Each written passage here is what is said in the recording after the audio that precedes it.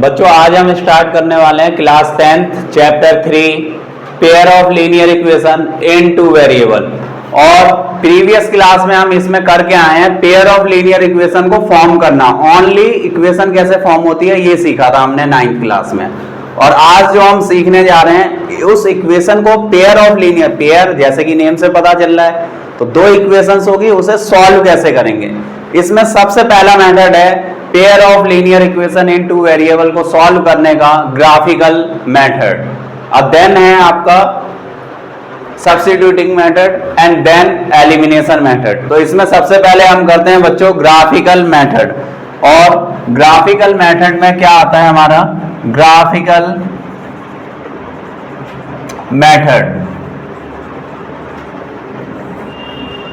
और graphical method में हम बच्चों सबसे पहले pair of linear equation in two variable ले लेते हैं। और वो हमने ले लिया a1x plus b1y plus c1 equal to 0 and a2x plus b2y plus c2 equal to 0। अब यहां पे बच्चों केस 1 आता है अपना, और वो क्या होता है case 1, if a1 upon a2 equal to b1 upon b2, इसे कर लेते हैं बच्चों does not equal to. If a1 equal to b1 upon b2 तो देन केस होता है फर्स्ट इसमें कंडीशन क्या बन जाती है बच्चों, यूनिक सॉल्यूशन। ऐसा क्यों होता है इस पे भी डिस्कस करते हैं। सेकेंड होता है इसका ग्राफ कैसा बनेगा बच्चों, इंटरसेक्टिंग लाइन।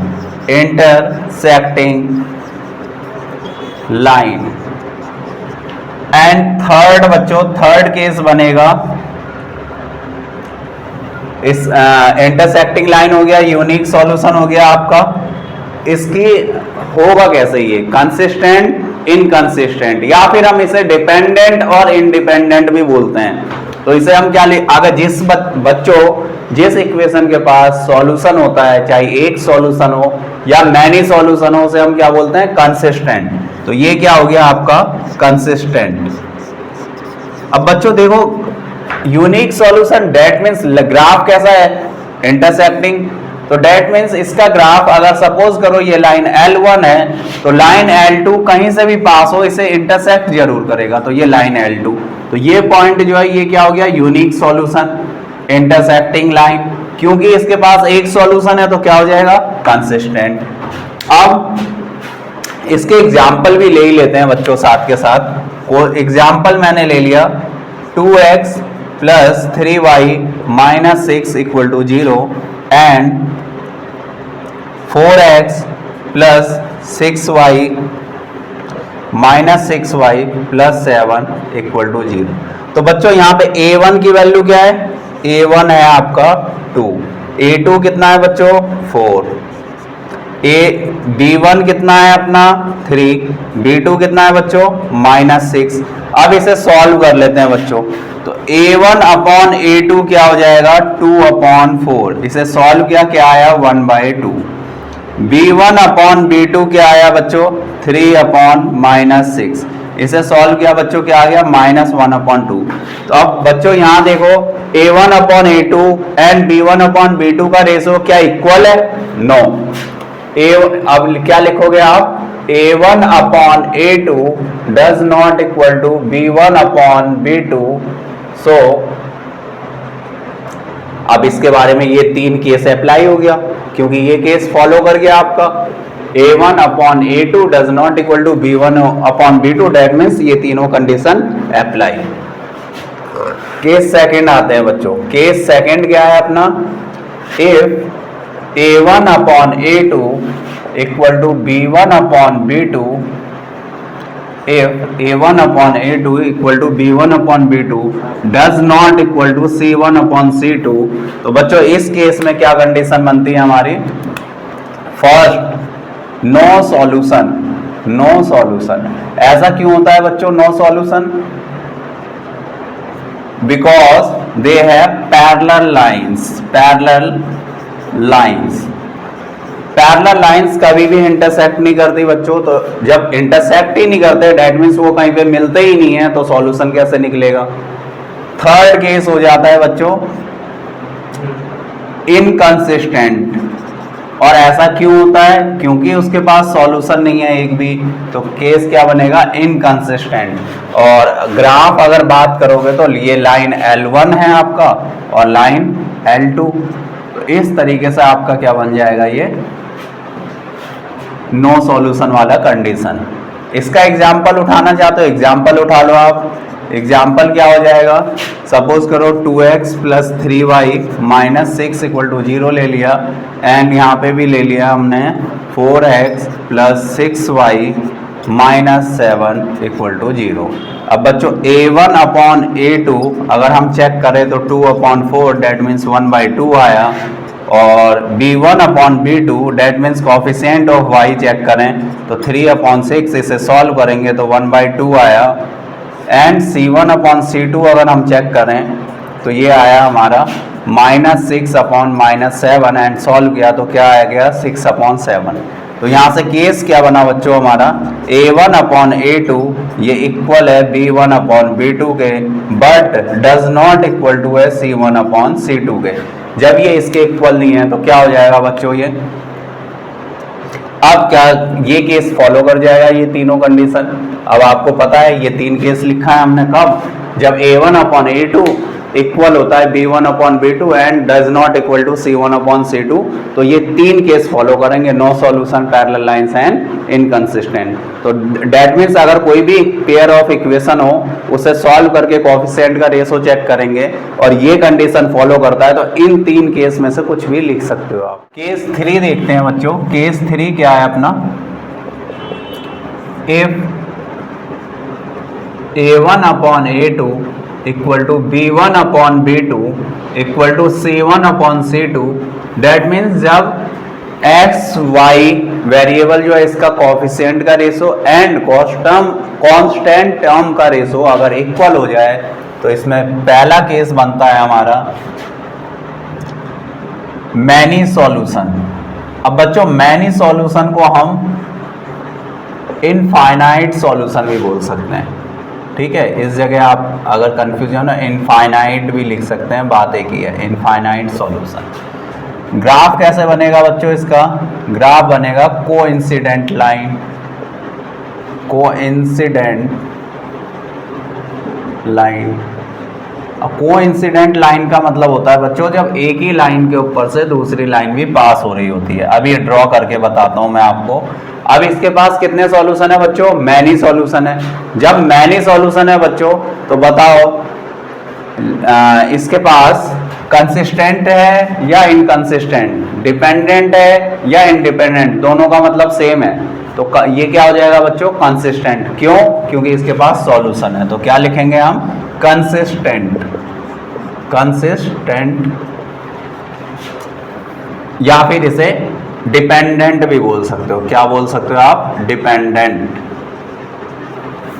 जो कंसिस्टेंट होता है उसे डिपेंडेंट बोलते हैं, जो इनकंसिस्टेंट होता है उसे इंडिपेंडेंट बोलते हैं।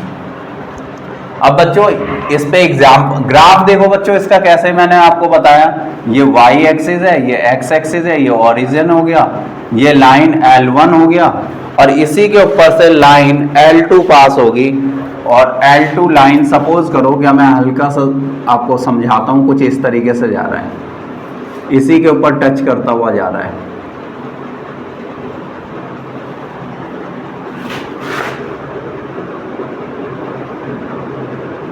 कुछ इस तरीके से।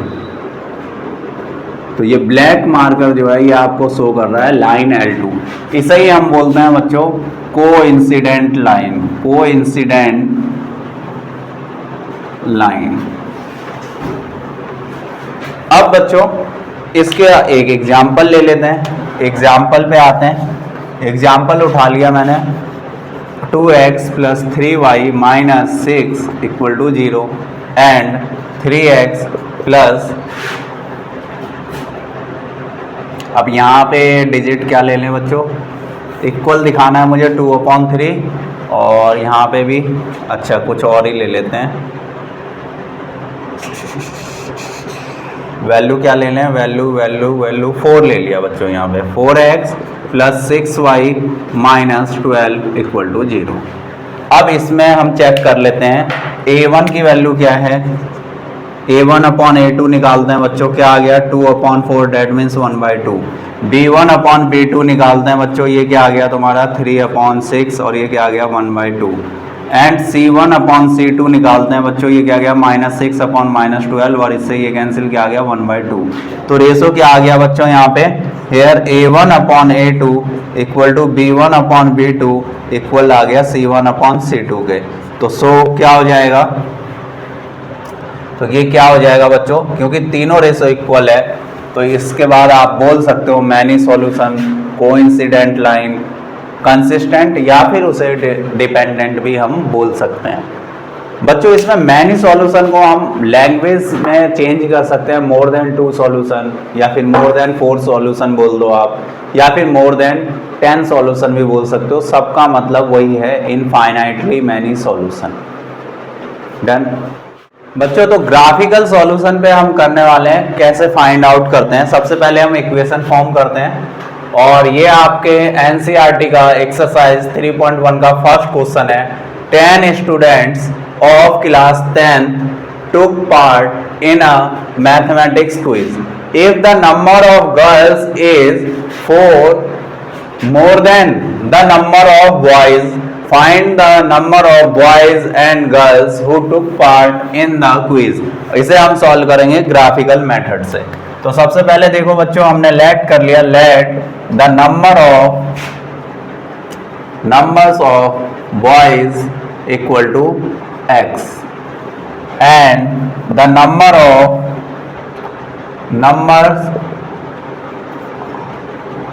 of girls equal to y। अब केस 1 आते हैं बच्चों, केस 1 क्या है अपना, there are 10 student of class 10। तो क्या हो जाएगा x plus y, that means boys plus girls मिला के कितने स्टूडेंट हैं 10, और इसे कन्वर्ट कर दें तो y इक्वल टू कितना आ गया बच्चों 10 माइनस एक्स। तो इसका अगर एल्जेब्रिक सॉल्यूशन निकालें तो वो क्या हो जाएगा हमारा, इसमें वैल्यू रिप्लेस कर देते हैं, this one x this one y। x की वैल्यू हमने रख दी बच्चों 5, तो y कितना आ गया अपना, यहाँ रखो 5, तो 10 में से 5 गया 5। अब x की वैल्यू रख दी बच्चों हमने 6, तो यहाँ पे y कितना आ जाए, x की वैल्यू 6 रखो, यहाँ 10 में से 6 गया 4। तो ये आ गया आपका 2 पॉइंट सफिशिएंट है ग्राफ ड्रॉ करने के लिए। अब केस सेकंड लेते हैं बच्चों, तो केस सेकंड क्या है अपना, केस सेकंड क्या करें, if the number of girls is 4 more than the number of boys, तो नंबर ऑफ गर्ल्स, तो नंबर ऑफ गर्ल्स कितना है बच्चों, number of girls equal to number of boys plus 4 more than है, तो number of girls कितना है बच्चों y equal to number of boys x plus 4। तो ये इक्वेशन फॉर्म हो गई। अब इसका अलजेब्राइक सॉल्यूशन निकाल लेते हैं, और अलजेब्राइक सॉल्यूशन निकालेंगे इस तरीके से। तो यहाँ ध्यान दो बच्चों, ये x हो गया और ये y। तो यहाँ पे x की वैल्यू हमने बच्चों पहले रिप्लेस की 0, तो y की वैल्यू कितनी आ गई 4। अब x की वैल्यू रख दी हमने 1, तो y की वैल्यू कितनी आ गई बच्चों 5। अब करते हैं बच्चों इसका ग्राफ ड्रॉ। तो ग्राफ ड्रॉ करने के लिए सबसे पहले हम x एक्सिस और y एक्सिस ड्रॉ करेंगे।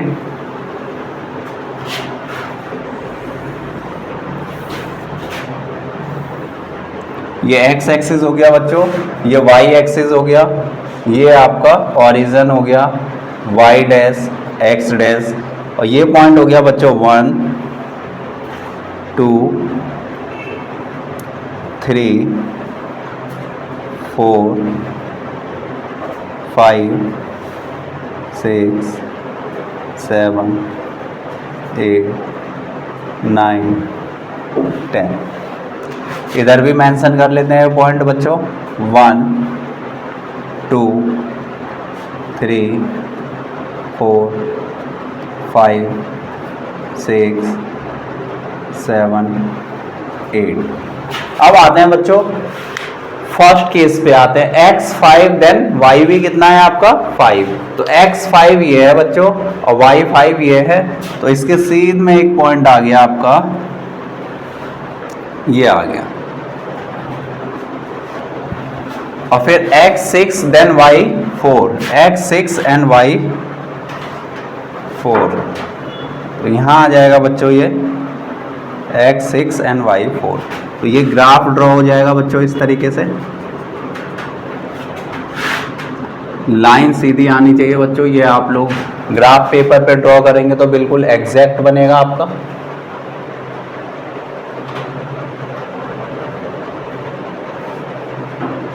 तो ये आपका जो लाइन ड्रॉ हुआ है y equal to 10 minus x का हुआ है। अब क्या करेंगे बच्चों, सेकंड केस पे आते हैं, x0 देन y कितना है 4, x0 and y 4 and x1 तो y कितना है 5, x1 y कितना है 5, तो अब इसे ड्रॉ करेंगे।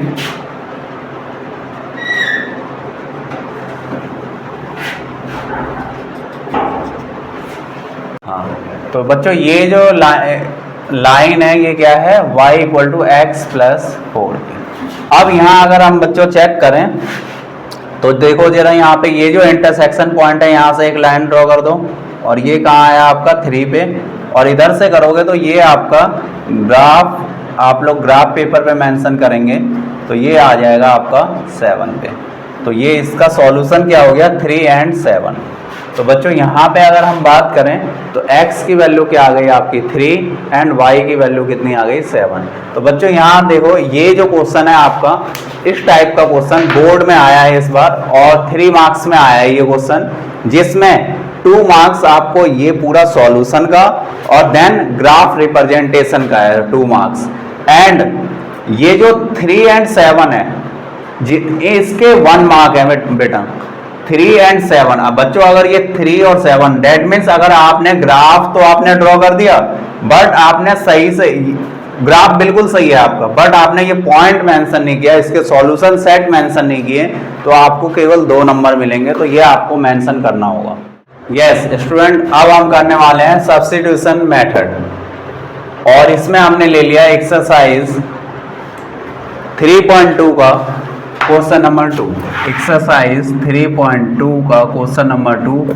तो क्या है बच्चों, solve 2x plus 3y equal to 11 and 2x minus 4y equal to minus 24 and hence find the value of m4 which y equal to mx plus c, ये कंडीशन है। तो बच्चों पहले क्या करेंगे, इन दोनों के हेल्प से x और y की वैल्यू फाइंड करेंगे, और जो वैल्यू आएगी वहां रिप्लेस करेंगे। तो चलो करते हैं। तो सबसे पहले हम क्या करेंगे, इक्वेशन क्या है हमारे पास 2x plus 3y equal to 11 and 2x minus 4y equal to minus 24, this one first and second. क्या करेंगे बच्चों, सबसे पहले फ्रॉम सेकेंड हम वैल्यू फाइंड करेंगे। तो ये क्या हो गया 2x इक्वल टू माइनस 24 है बच्चों, ये माइनस का इधर आके प्लस का हो जाएगा 4y। अब ये 2 से डिवाइड हो रहा है तो डिवाइड कर लेते हैं बच्चों। तो x इक्वल टू क्या हो गया minus 12 plus 2y, this one third from, and अब क्या करेंगे बच्चों, जो थर्ड से वैल्यू आई है x की वो पुट कर देंगे फर्स्ट में। सब्स्टिट्यूशन में होता क्या है बेसिकली, जिस इक्वेशन के हेल्प से आपने वैल्यू फाइंड किया x या फिर y, किसी की भी कर सकते हो। तो जैसे मैंने यहाँ पे सेकंड से वैल्यू फाइंड किया x की, तो आप सेकंड में नहीं रखोगे ये वैल्यू, कहाँ रखोगे फर्स्ट में। अगर आपने फर्स्ट से वैल्यू फाइंड किया तो कहाँ रखोगे सेकंड में। तो फ्रॉम, तो अब हम क्या करेंगे बच्चों, फ्रॉम फर्स्ट एंड थर्ड करेंगे, और क्या करेंगे वैल्यू रिप्लेस करेंगे। 2 इंटू एक्स की वैल्यू कितनी है बच्चों minus 12 plus 2y plus 3y equal to 11। तो ये क्या हो जाएगा बच्चों 24 plus 4y plus 3y equal to 11। ये बच्चों नंबर एक तरफ कर लेते हैं और वेरिएबल वाली टर्म्स एक तरफ। तो ये 4y और 3y क्या हो जाएगा 7y इक्वल टू 11, और ये माइनस का इधर आके प्लस का हो जाएगा 24। तो 7y इक्वल टू कितना हो जाएगा 35। तो बच्चों यहां से y की वैल्यू क्या फाइंड आउट हो गई अपनी, y इक्वल टू आ गया 35/7, डेट मीन्स 5। तो y की वैल्यू आ गई आपकी 5। बच्चों y की वैल्यू आ गई, अब क्या करना है, x की वैल्यू निकालनी है। तो ये जो y की वैल्यू है कहाँ रिप्लेस कर देंगे हम, थर्ड में। तो पुट कर देंगे, put y equal to 5 in third, we get क्या मिलेगा हमें, देखते हैं। तो ये आएगा हमारा x equal to -12 plus 2 into 5। तो x इक्वल टू आ जाएगा बच्चों -12 प्लस 10। तो x इक्वल टू आ जाएगा बच्चों -2। तो ये क्या आ गई वैल्यू बच्चों, x की वैल्यू आ गई -2 एंड y की वैल्यू आ गई 5। ये एक पार्ट कंप्लीट होता है इस क्वेश्चन का, और हमें आगे फाइंड करना है किसका, y equal to mx plus c में m की वैल्यू फाइंड करनी है। तो अब हम क्या करेंगे, पुट करेंगे, put x equal to -2 and y equal to 5 in y equal to mx plus c। तो बच्चों यहाँ पे पुट करते हैं। तो यहाँ अगर हम देखें तो वैल्यू रिप्लेस करते हैं, y की जगह क्या रखना है बच्चों हमें 5, m इंटू एक्स की जगह क्या रखना है -2 प्लस c। c हमें कितना गिवन है बच्चों, c है वहां पे, c नहीं है बच्चों, वहां पे 3 है आपका। तो ये क्वेश्चन एडिट कर लेना।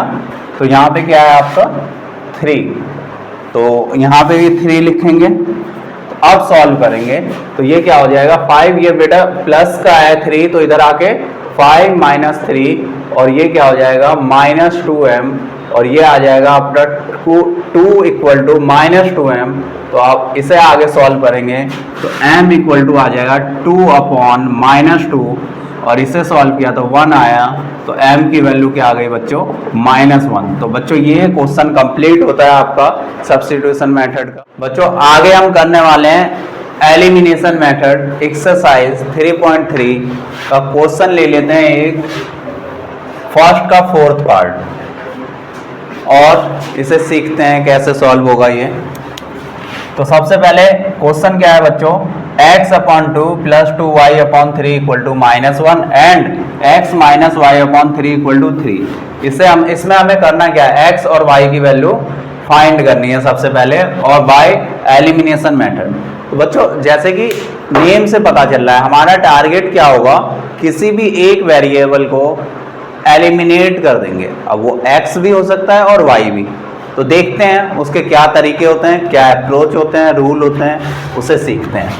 तो पहले इसे सॉल्व कर लेते हैं बच्चों। एलसीएम ले लिया हमने, क्या आया 6, 2 से डिवाइड किया 3 इंटू एक्स 3x, प्लस 3 से डिवाइड किया 2, 2 2 जा 4y इक्वल टू -1।